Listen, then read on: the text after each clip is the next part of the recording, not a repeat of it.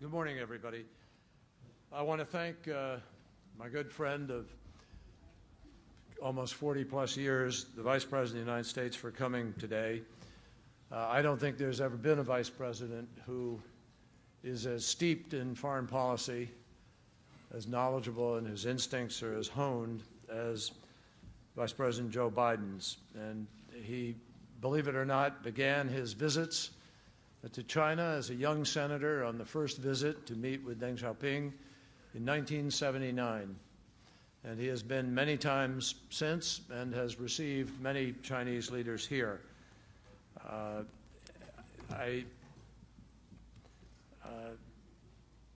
will tell you that the Vice President, on so many different issues in the discussions that we have, has just an inherent native sense of direction with respect to foreign policy.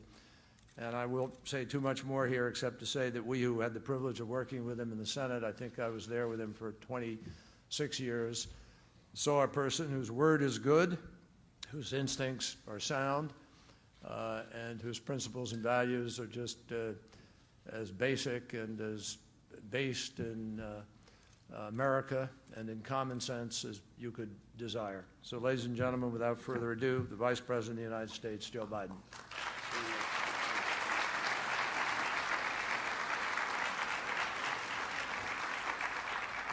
Vice Premier Wong, I hope you understand not to believe a word of what the Secretary just said. The one thing I do know for sure, that this strategic and economic dialogue is essential. Is essential to get right for both our countries. There's no more important relationship. State Councilor Young, it's good to see you again. I am honored. I am honored to be with you. I point out the State Councilor. We've known each other for a while. His elocution and his mastery of English exceeds mine, and so I seek his advice occasionally on speeches. But honored to welcome your delegation to Washington. I want to start by expressing my sadness, the sadness of, quite frankly, the American people in the loss of two beautiful young lives, young Chinese students in the Asiana plane crash on Saturday. Our sympathies to their families and to your country. It was remarkable to see that plane and the state it was in, but those loss of those two young lives is for families the most devastating thing that happens in their lives. You know, we meet at a time of transition on both sides. China has a new president and new leaders. I've had the great pleasure and honor of spending a fair amount of time with President Xi when President Hu and President Obama thought the two vice presidents should get to know one another, and we ended up spending about 10 days together, 5 in each of our countries, traveling around, and you get to know someone fairly well. When I congratulated him on his elevation, I asked if he could possibly help me, but he made no commitment whatsoever. But all kidding aside, we welcome and look forward to the transition that's taking place on both sides. And Vice Premier, I want you to know that in the persons of John Kerry and Jack Lew, as part of the changing the guard here, we have sent you, in this case, in this meeting, two of the best, most seasoned, qualified public servants that this nation has to offer. And that is not hyperbole. They generally are. I think Jack's had every job in the administration, and he sometimes in our meetings gets confused as to whether he's supposed to be calling for spending less money or more money, based on whether he's a director of OMB or the Secretary of Treasury. But all kidding aside, this transition that's taken place in the last 6 months or so is important in that I think it's vitally important that the relationships among the four men behind me are deepened and become more personal. I look out and see our trade rep. He's heard me say that there's a famous American politician, the former Speaker of the House, Tip O'Neill, and he used to say, all politics is local. Well, I think a significant part of international politics, foreign policy, is personal. Trust. One of the most important things that we need to continue to establish and deepen between our peoples and between our governments is trust. We don't have to agree on everything, but you have to trust. And I think it's in building these relationships, both our countries will be much better for it in the years ahead. The stakes are very high, because it's fair to say that the dynamic that emerges between our nations will affect not just our peoples, but quite frankly have a significant impact on the entire world. And let me be blunt. There are strong voices on both sides of the Pacific that talk about a relationship in terms of mistrust and suspicion. They still exist in both our countries. Our relationship is subject to all kinds of caricatures. I've heard the U.S.-China relationship described as everything from the next Cold War to the new G2. And the truth is, neither are accurate. Neither are accurate. The truth is more complicated. Our relationship is and will continue to be, God willing, a mix of competition and cooperation. And competition can be good for both of us, and cooperation is essential. For two nations as large and influential as ours, it's only natural that there be competition. And if the game is fair and healthy political and economic competition can then marshal the best energies of both our societies. But this mix places an added burden on both of us. The relationship, a relationship like ours, will work only if the leaders and citizens approach it with a sense of vision and a spirit of maturity. We will have our disagreements. We have them now. But if we are straightforward, clear, and predictable with one another, we can find solutions that work for both of us. I made clear in my last visit to China that we are a Pacific power. We have been and we're going to remain one. That should be viewed, and in my discussions in China, was viewed by many as a stabilizing influence. But as we implement President Obama's policy of rebalancing toward the Asia-Pacific, it's important that the United States and China communicate clearly and work closely with one another on what is going on. We have big issues to deal with. We each have important contributions to make to global and economic stability. And in my country has been the last 4 years grappling with such challenges as infrastructure, education, our fiscal picture. Too many Americans still remain out of work. But China faces serious challenges as well. It needs to create high-skilled jobs for young people, deal with grave environmental problems, reform China's banking sector to respond to market forces, and bring its shadow financial sector to heel. The United States is making progress. Our economy has now added private sector jobs for 40 consecutive months. Not enough in the view of this administration, but 40 consecutive months. The manufacturing sector is once again growing at the fastest pace in decades. And our deficit next year is projected to be less than half of what it was in 2009 as a share of our economy. And the next steps that China needs to take for its own economy happen to be in the interest of the United States as well. Your own plans call for the kinds of changes that have to take place that are difficult, like here.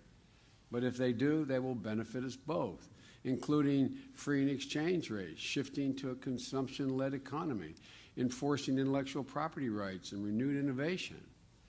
You know, it's easy for pundits to point out to us in both our countries what we need to do. But they're political realities. These things are not easy to do quickly, but they must be done. Some argue that China should continue on its current path, enhancing some aspects of its free market system while rising political openness gradually occurs, maintaining the state's deep involvement in the Chinese economy. I do not pretend to know whether with any degree of certainty of precision, what will allow China to rise above those economic challenges. But I believe that history offers us both some lessons. History shows that prosperity is greatest when governments allow not just the free exchange of goods, but the free exchange of ideas. That innovation, which thrives in open economies and societies, thrives in open economies and societies. That's the currency of the 21st century success. That in the long run, greater openness, transparency, and respect for universal rights actually is a source of national and international stability. As I've said before, I believe that China, presumptuous of me, but will be stronger and more stable and more innovative if it represents and respects international human rights norms. But there are differences we have. We also have significant challenges, strategic challenges to discuss. Together, we need to be addressing the long-standing disagreements, and when sensitive issues arise, work hard not to create new ones. For example, your military is modernizing and expanding its presence in Asia. Ours is updating its global posture as two wars come to an end, and we recalibrate and rebalance in Asia. These trends will bring us into closer contact. Leaving the military dimension of our dialogue underdeveloped on both sides causes us to run unnecessary risk. So I welcomed yesterday the round of strategic security dialogue and the enhanced dialogue between our senior military leaders. More of it must occur. It's critical to expand our military dialogue, exchanges and cooperation as we go forward. We have to know what each other are doing. The truth is, we have a common interest in defending a wide range of public goods and international rules that will only grow more compelling as China looks beyond its borders. For example, we both benefit from freedom of navigation and uninhibited lawful commerce. That will deepen and it will also become more apparent in need, and it will depend on how China approaches its territorial disputes with its neighbors and how we work together to advance common interest. We both will benefit from an open, secure, reliable Internet. Outright cyber-enabling theft that U.S. companies are experiencing now must be viewed as out of bounds and needs to stop. The race to develop cleaner, more affordable energy sources through a mix of competition and cooperation, to state the obvious, can benefit both our people and the people in the world. So I welcome the new energy and climate dialogue and our agreement to reduce the pollutants known as HFCs, which make an outsized contribution to climate change. And of course, the security of both our nations, as we have discussed privately and somewhat publicly, is threatened by North Korea's nuclear and missile programs. Neither of us will accept a North Korea that is a nuclear-armed state. Our presidents have agreed that ending that threat is a critical priority not only to our relationship, but for each of our nations. We're determined to intensify our cooperation with China to denuclearize North Korea. Many of the most pressing challenges will be very difficult to solve unless we are willing to continue to work together as we are doing today and have been doing for some time. China now has the second largest economy in the world, and God willing will continue to grow. It's in our interest. This is no longer the discussion when I was a young senator of zero-sum games here. We used to talk about if another nation grows and benefits somehow, that it's the exact opposite, to state the obvious. With that new, not new, but emerging and continuing growth of the Chinese economy, and the second largest in the world now, that's the good news. The bad news is it comes with some new international responsibilities. It's understandable that China wants to be involved in international rule setting, as you should be, but is wary about taking additional international burdens on. Ultimately, the two go hand in hand. because in 2013, the world's environment and rule-based economic order cannot sustain an exception the size of China. Your country is simply too immense and too important. As John pointed out, I first visited China in 1976 as a young senator.